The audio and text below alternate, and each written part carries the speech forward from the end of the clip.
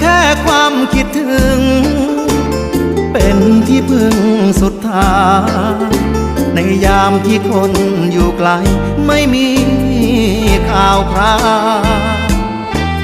แค่คิดว่าใจก็ถึง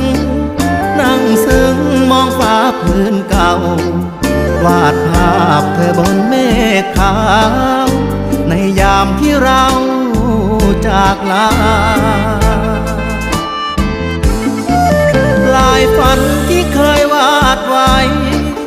ยิ่งไปยิ่งไกลเหลือเกิน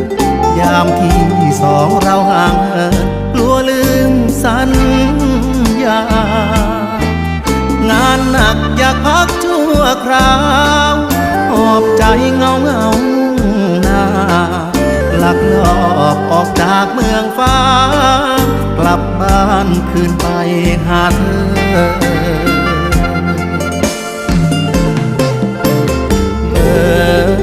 ที่พี่เคยโทรถามข่าวกดที่คราวสัญญาณหัว